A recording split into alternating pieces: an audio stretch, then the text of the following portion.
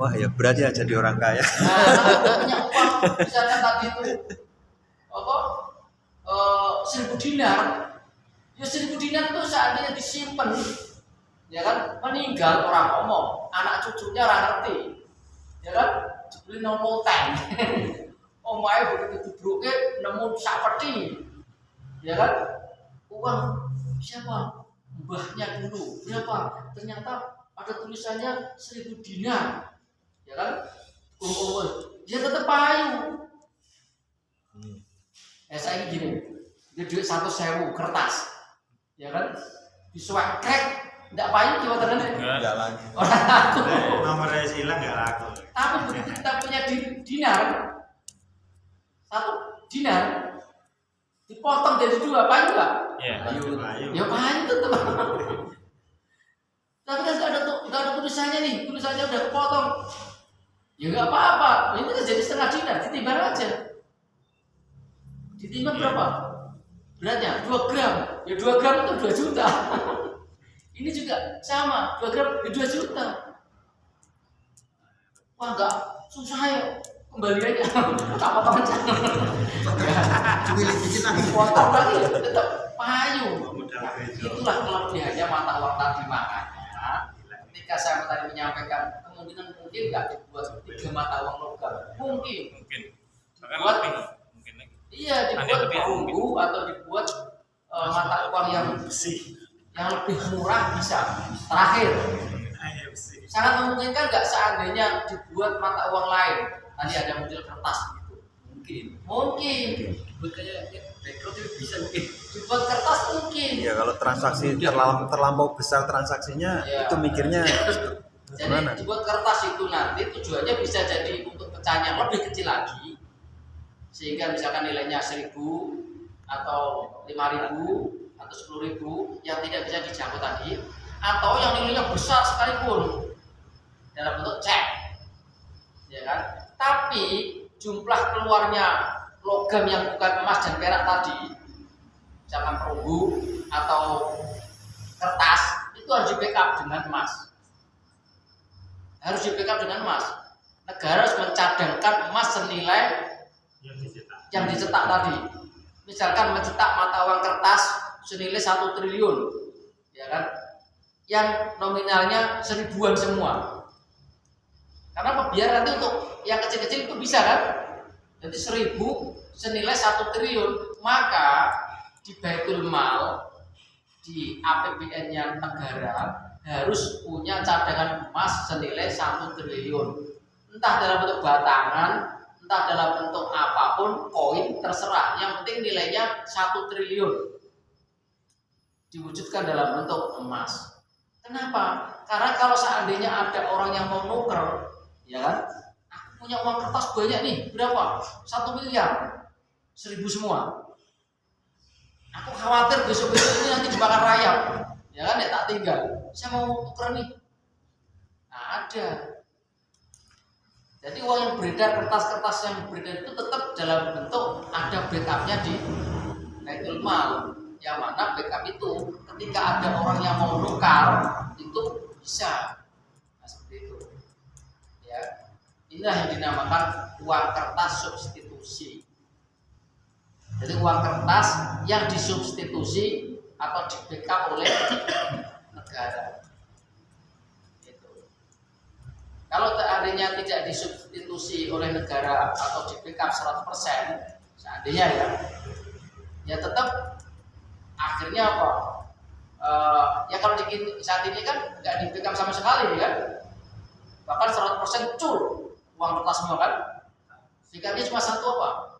Undang-undang. Ya, uangnya kertas beredar ini kan, uang kertas beredar ini di backup cuma apa? Undang-undang.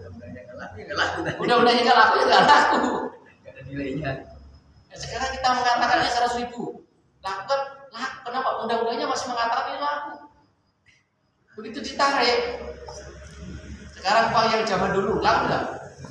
Nggak laku. Kenapa? Undang-undangnya udah nggak berlaku dengan uang itu. Nggak ada nilainya. Jadi sekarang ini backupnya cuma satu, apa? Undang-undang. uang kertas yang beredar sekarang ini dipegang cuma oleh undang-undang. Ketika undang-undang itu nggak berlaku, maka uang itu nggak berlaku.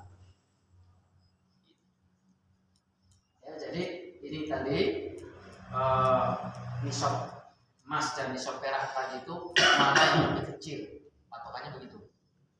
Ketika kita sudah mengadopsi salah satu yang lebih kecil adalah misalkan perak, maka ketika kita punya uang lebih dari nisab maka wajib membayar zakat. Zakatnya berapa? 2,5%. Nah, ketika kita dan tidak berlaku kelipatan ya. Ini tidak berlaku kelipatan 9 itu enggak maksudnya, tapi 9 ke atas. Gitu. Berapapun nilainya ya dikeluarkan 2,5% dari nilai yang kita miliki tadi. Haulnya berapa? 1 tahun. Komariah. Ya. 1 tahun komariah itu berapa? Ya, bulan Hijriah itulah. Iya. Kalau misalkan dari 1 Syawal ya 1 Syawal lagi. Makanya biasanya orang menggunakan patokan Syawal ya. Ketika Syawal mengeluarkan zakat, kan enak tuh.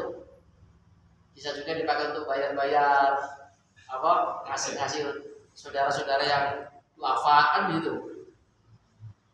Jadi sekaligus untuk menunaikan kewajiban karena zakat terpenuhi, juga menjalin silaturahmi kedekatan karena apa?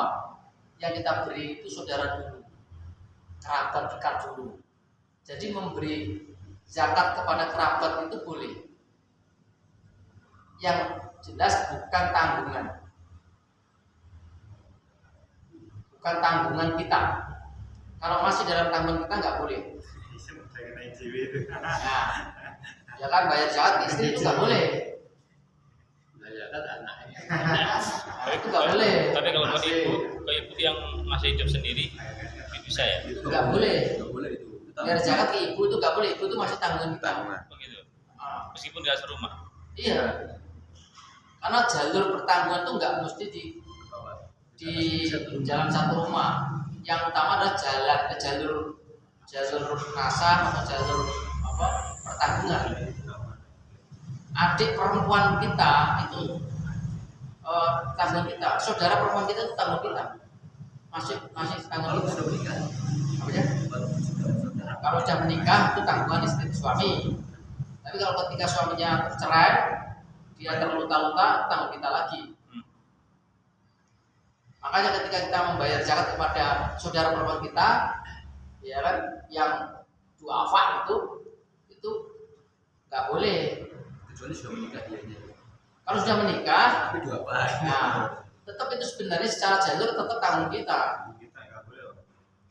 Walaupun sudah menikah, tetap pasti Kan, tanggung jawab. iya, tapi kan tanggung suaminya berarti kan. Nah, suaminya di dalam dua apa maksud saya gitu. Ya kita bayar ke suaminya aja. Oh, itu boleh.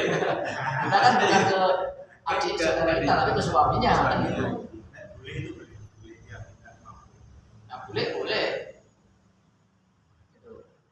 Suaminya kurang lain. Nah, itu jadi makanya kan Rasulullah memberikan ujian ya. Artinya hadisnya itu kan membayar zakat kepada saudara itu atau yang lain saudara tadi ya maksudnya itu kan dapat 2. Yang pertama adalah sedekah, yang kedua adalah silaturahmi. Jadi diutamakan tuh kerabat dulu. Kerabat-kerabat dekat yang tidak ada kaitan dengan pertanggungan. Gitu. Itu boleh. Saya mau tanya Pak Ju. Ya. Berarti kalau zakat ini memang secara whole per tahunnya harus satu kita niatkan. Uang harus kita sisihkan dulu. Terus baru kita bagikan. Entah itu dalam bentuk uang atau diberikan sesuatu yang memudahkan orang lain untuk mencari pekerjaan atau untuk mencari nafkah, itu bisa. Misalnya ya, nelayan, kita berikan perahu. Misalnya Kalau zakat itu sebenarnya harus bentuk uang atau ya, harus bentuk uang. bentuk uang yang mana kita zakatkan. Kan saat ini kan zakat mal ya. Berarti ya kita keluarkannya mal. Kalau kita punya uang yang sudah mencapai nisab, ya kan? Misalkan kita mau punya uang 100 juta, kita baca besok itu pasti itu. 2,5%-nya berarti berapa? 2.500.000 ya? Apa 25 juta? 2.500.000. Ya 2.500.000 itulah kemudian kita berikan kepada mustahik, rumah zakat. Yang Dalam bentuk uang. Ya, bentuk uang. Masalah dia nanti mau dipakai untuk apa itu kebutuhan mereka. Nah, berbeda dengan zakat terkait dengan perdagangan. Itu bisa kalau misalkan macamnya satu produknya. Ini ada ulama yang membolehkannya begini, misalkan saya jualan apa? Kurma. Kan satu macam tuh kurma tuh kan. Secara nominal nilainya mencapai nisab dagangan normal. Terus saya keluarkan dalam bentuk kurma itu boleh. Karena kok produk saya kurma. Atau saya punya rumah, jual belinya rumah, ya kan? Nah, developer itu kan punya rumah banyak itu. Misalkan satu komplek itu membuat rumah 40, ya kan? 40 setahun berapa itu? Harus bayar zakat itu berapa? Satu rumah. Wah, Pak Yube urung wis kena zakat. 2,5% itu kan 1/40. Dan di rumah 40 didol, tipenya podo, misalnya tipe 21 semua kan. Jujur 40 rumah. Setahun berapa payu kan tetap udah mencapai haul, jelas. Mencapai nisab, jelas. Anda harus mengeluarkan zakat itu. Zakat perdagangan. Apa? Ya rumah, boleh. Jadi 40 rumah tadi diambil satu, dibayar pakai bayar zakat.